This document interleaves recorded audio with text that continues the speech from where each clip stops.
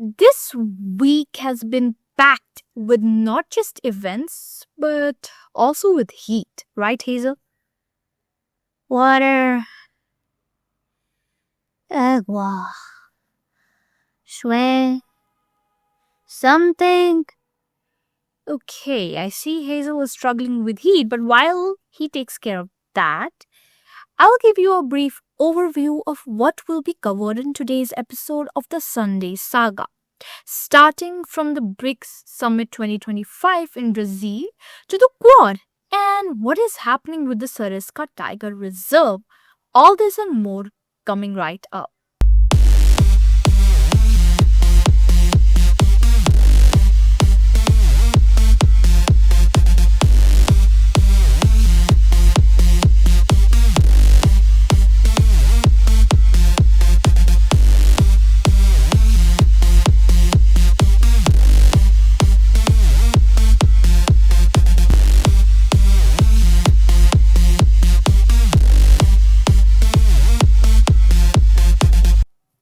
Hazel, did you have water?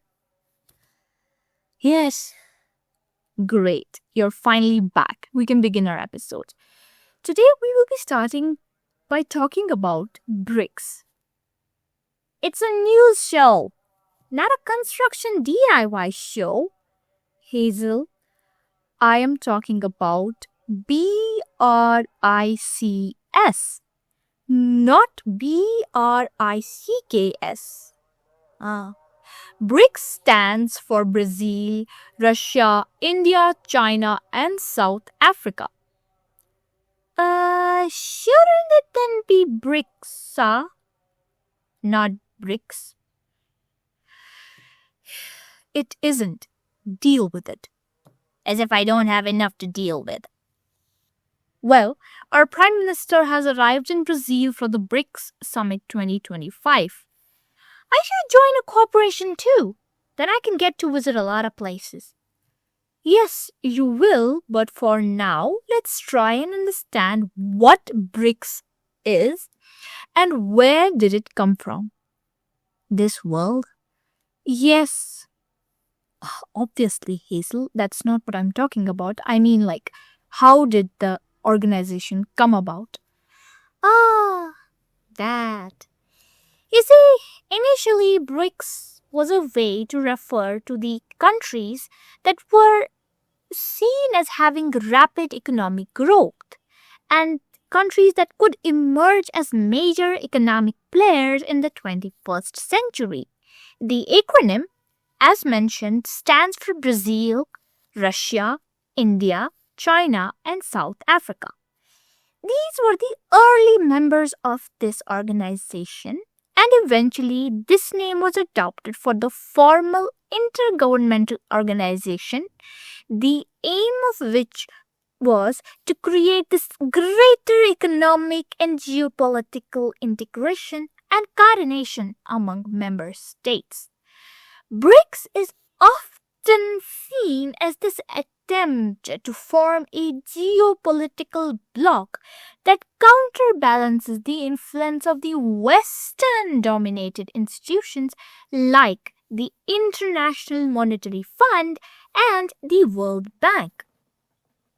Good, because there's a point to be noted here, and that is the bond and the alignment of the BRICS countries has been some sort of a matter of debate due to the fact that the countries that are part of BRICS have a huge difference when it comes to political systems, economies, and even geopolitical positions.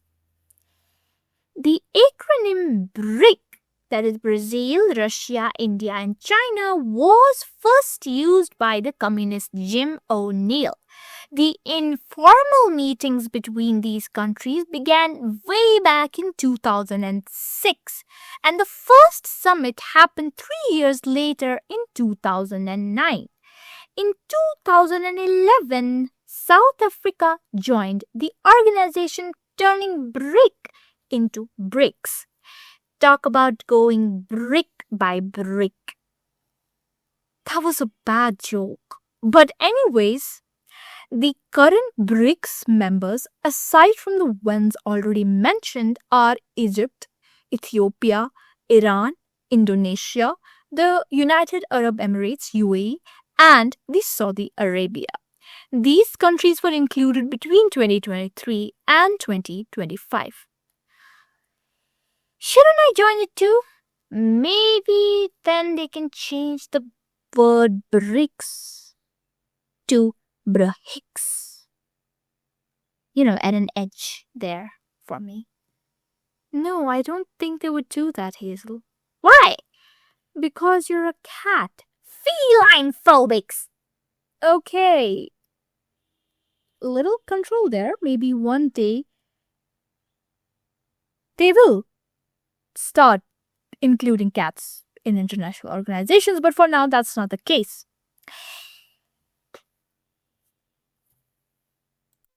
The only way, perhaps, for me to succeed is to perhaps join the External Affairs Ministry. I don't want to say it, but I am good at diplomacy. What diplomatic relations do you have, Hazel? I don't know, just a few with the dogs of the area. Hazel, that won't work. But hey, we will see. We should move on though. Ugh. Okay, our actual human and not cat foreign minister attended the Quad foreign ministers meeting this week. So foreign ministry is my key to success. Okay, we will see. Quad, or Quadrilateral Security Dialogue QSD, consists of USA, India, Australia, and Japan. It is an informal strategic forum that aims at a free, open, prosperous, inclusive Indo-Pacific region. This group first met in 2007 on the sidelines of the Asian Association of Southeast Asian Nations.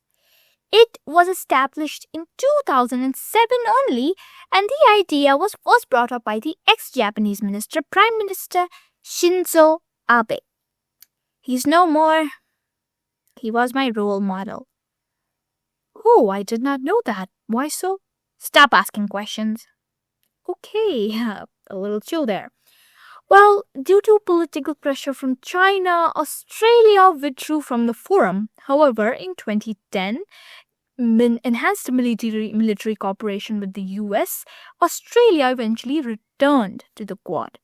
And in 2012, the Japanese Prime Minister emphasized the idea of Asia's democratic security diamond, which referred to Quad. And in 2017, the first official talks took place in the Philippines. The aim of Quad is to ensure that the strategic sea routes in the Indo-Pacific are free of military or political influence. Why is it significant for India? Well, the fact lies in this that it strategically counters China's economic and military rise. In case Chinese hostilities rise on the borders, India can always turn to the Quad members for support. Absolutely. Another organization off limits for me. Sorry about that, Hazel. There definitely will be an organization you can join. I know one organization I must join to achieve my world domination plan. Which one would that be? The IAEA. Okay, and how will that help you? For that, I'll have to explain how it works. You see, IAEA stands for International Atomic Energy Agency. It is the leading intergovernmental organization when it comes to scientific and technical cooperation in the nuclear field. I'm not liking where this is heading.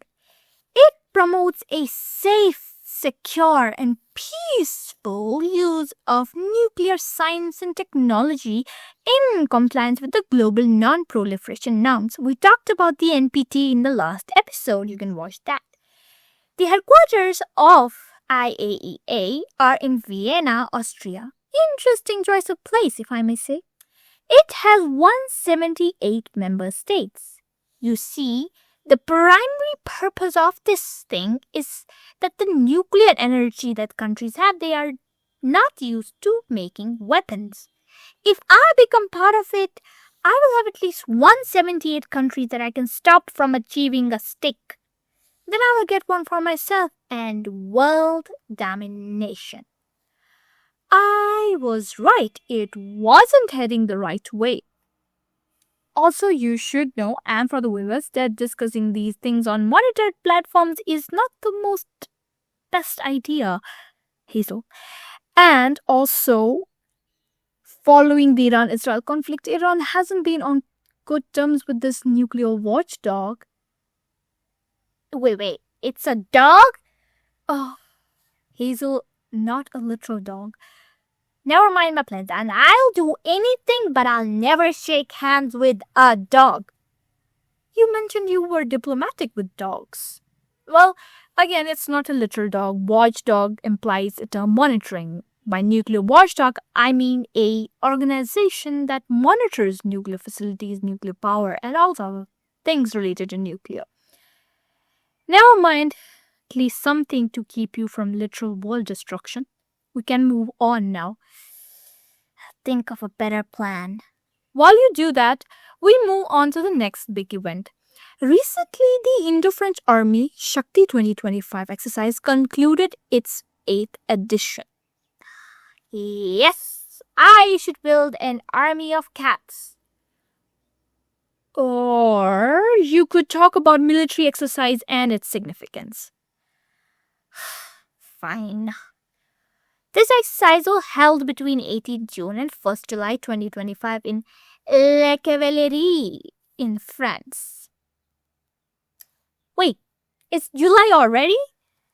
Yes. Moving on, this exercise is a biennial training engagement between Indian and French armies aiming at improving interoperability, operational coordination, and military-to-military connect.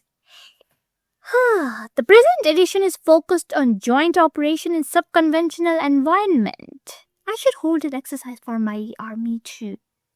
Okay. Well, there are certain other joint exercises between France and India, such as the exercise Varuna for the Navy, exercise Garuda for the Air Force, and the exercise Desert Night held along with the UAE. Bold of you to assume that UAE is a desert. But it kind of is. No. It is 2025. This desert identifies as a rainforest. Just like you identify as an idiot sometimes. Can we move on now, Hazel? Okay, good. We have one more thing to talk about, and it's about environment. Recently, a decision by the State Board of Wildlife in Rajasthan decided to rationalize the boundary of Sariska Tiger Reserve's critical tiger habitat, and it has gained a lot of criticism from environmentalists and wildlife experts. A friend of mine lives there. The reserve is in Rajasthan, spread over world's oldest mountain range, the Aravallis. My friend told me that it used to be a hunting ground for the Maharaja of Alwar before it was turned into a natural reserve in 1955 and a national park in 1979. My friend took me to visit many famous places like the Pandu Pole, Bhangar Fort, Ajabgarh, Pratapgarh, Silisere Lake, and the Jaisamand Lake. Nice places, if you ask me. This reserve has a rocky landscape, some scarp thorn arid forest. I scratched myself a bit. Grasses, hilly cliffs, and semi-deciduous wood. The area is covered with dhok trees, and I met a lot of species there like leopard, sambar, cheetal, nilgai, four-horned antelope, wild boar, and of course, my friend who's a tiger. Oh, wow, that must have been a really great experience for you. It was. Well, I guess that wraps up this week's edition of the Sunday Saga. But before we end, here's a bonus headline for you so you can check it out later. Did you know that not changing your clothes can alter your room's ozone chemistry? Interesting, right? Do read about it. And that is it for today. Subscribe or I'll come after you. These claws are itching. Hazel, can you stop threatening people?